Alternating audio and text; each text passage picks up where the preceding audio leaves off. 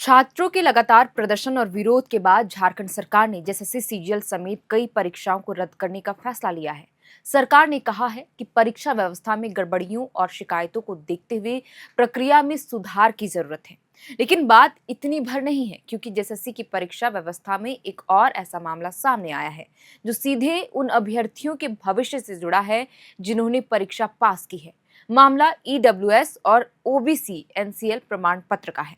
और हैरानी की बात तो यह है कि एक ही आयोग ने अलग अलग नियुक्तियों में एक ही तरह के प्रमाण पत्र को लेकर अलग अलग नियम अपना लिए हैं। अब इसे थोड़ा आसान तरीके से समझते हैं। मान लीजिए आपने जेएसएससी की कोई परीक्षा दी, उसे पास किया और डॉक्यूमेंट वेरिफिकेशन के लिए पहुंचे। आपके पास ईडब्ल्यूएस या ओबीसी एनसीएल का प्रमाण पत्र है। आपको लग रहा है कि अब बस नियुक्ति का इंतजार है, लेकिन यहाँ आकर नियम बदल जाता है। एक भर्ती में अपडेट प्रमाण पत्र के आधार पर नियुक्ति की सिफारिश कर दी जाती है, जबकि दूसरी भर्ती में इसी तरह के प्रमाण पत्र को लेकर अभ्यर्थियों का रिजल्ट रोक दिया जाता है। मामला महिला पर्यवेक्षिका परीक्षा से शुरू होता है। इस परीक्षा में ऐसे अभ्यर्थियों की नियुक्ति की सिफारिश की गई जिनके पास आवेदन साल 2023 का ईडब्ल्यूएस और ओबीसी एनसीएल प्रमाण पत्र नहीं था, लेकिन प्रमाण पत्र वेरिफिकेशन के समय का अपडेट प्रमाण पत्र मौजूद था। कुछ अभ्यर्थियों को नियुक्ति पत्र तक मिल गया। बाद में कुछ लोगों को विभाग की तरफ से नोटिस भी जारी किया गया। अब दूसरी तरफ माध्यमिक आचार्य नियुक्ति परीक्षा में 50 से ज्यादा अभ्यर्थियों का रिजल्ट प्रमाण पत्र के आधार पर रोक दिया गया। इन अभ्यर्थियों से आवेदन के समय और प्रमाण पत्र वेरिफिकेशन के समय दोनों वित्तीय वर्षों के ईडब्ल्यूएस और ओबीसी एनसीएल प्रमाण पत्र मांगे जा रहे हैं। यानी एक जगह अपडेट प्रमाण पत्र के आधार पर नियुक्ति की सिफारिश हो गई और दूसरी जगह पुराने यानी आवेदन वर्ष के प्रमाण पत्र को लेकर रिजल्ट को रोक दिया गया। यहीं से अभ्यर्थियों का सवाल शुरू होता है कि आखिर एक ही जेएसएससी में दो अलग नियम क्यों हैं। अब जरा प्रमाण पत्र के नियम को भी समझ लेते हैं। ईडब्ल्यूएस और ओबीसी एनसीएल प्रमाण पत्र एक निश्चित वित्तीय वर्ष के आधार पर जारी किए जाते हैं। आवेदन के समय संबंधित वर्ष का वैध प्रमाण पत्र होना जरूरी माना जाता है। भर्ती प्रक्रिया लंबी चलती है, इसीलिए नियुक्ति या डॉक्यूमेंट वेरिफिकेशन के समय अपडेटेड प्रमाण पत्र भी मांगा जा सकता है। यानी किसी भर्ती में आवेदन के समय की पात्रता और नियुक्ति के समय की स्थिति दोनों देखी जा सकती है, लेकिन असली समय तब पैदा होती है जब आयोग अलग अलग भर्तियों में इन नियमों को अलग तरीके से लागू करता हुआ दिखाई दे।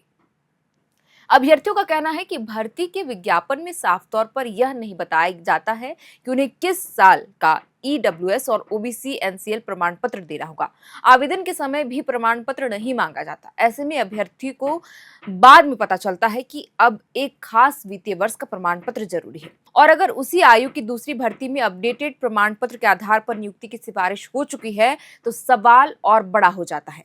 महिला पर्यवेक्षिका भर्ती में अगर 2023 के प्रमाण पत्र के बिना ही अपडेटेड प्रमाण पत्र के आधार पर नियुक्ति की सिफारिश की जा सकती है, तो माध्यमिक आचार्य भर्ती में आवेदन वर्ष का प्रमाण पत्र क्यों जरूरी किया जा रहा है? और अगर आवेदन वर्ष का प्रमाण पत्र अनिवार्य है तो फिर पहली भर्ती में ऐसी अभ्यर्थियों की नियुक्ति की सिफारिश कैसे हुई?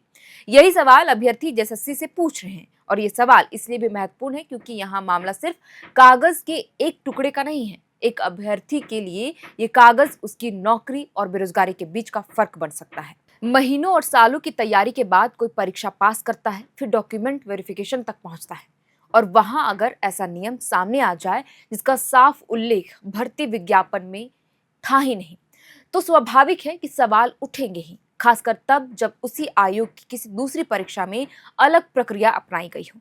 अभी जब जैसे सीजीएल और दूसरी परीक्षाओं को लेकर सरकार परीक्षा व्यवस्था में सुधार की बात कर रही है, ऐसे में मामले उस सुधार की जरूरत को और सामने लाते हैं। परीक्षा सुधार का मामला सिर्फ पेपर लीक रोकना या परीक्षा रद्द करना नहीं है। नियम भी साफ होने चाहिए। भर्ती का विज्ञापन जारी होते समय अभ्यर्थी को पता होना चाहिए कि कौन सा प्रमाण पत्र चाहिए, किस तारीख का चाहिए और डॉक्यूमेंट वेरिफिकेशन में कौन सी शर्त लागू होगी। क्योंकि अगर नियम पहले साफ नहीं होंगे और बाद में अलग अलग परीक्षाओं में अलग तरीके से लागू होंगे तो विवाद तो होते रहेंगे। फिलहाल अभ्यर्थियों की मांग है कि जैसे सभी नियुक्ति परीक्षाओं में ईडब्ल्यूएस और ओबीसी एनसीएल प्रमाण पत्र को लेकर एक समान नियम बनाएं और जिन अभ्यर्थियों का रिजल्ट रोका गया है उनके मामले में भी स्पष्ट फैसला लिया जाए। क्योंकि सवाल बहुत सीधा है, एक ही आयोग, एक ही तरह का प्रमाण पत्र और दो अलग नियम, आखिर क्यों? छात्रों का आंदोलन परीक्षा रद्द कराने तक पहुंच गया है, लेकिन अगर परीक्षा व्यवस्था में सचमुच सुधार करना है तो ऐसे छोटे दिखने वाले लेकिन अभ्यर्थियों के भविष्य पर बड़ा असर डालने वाले सवालों का जवाब भी देना होगा। तो फिलहाल के लिए इस वीडियो में इतना ही। आप देख रहे थे अर्नव। इस पूरी खबर को लिखा है हमारे साथी रोहित ने। मेरा नाम है श्रेया।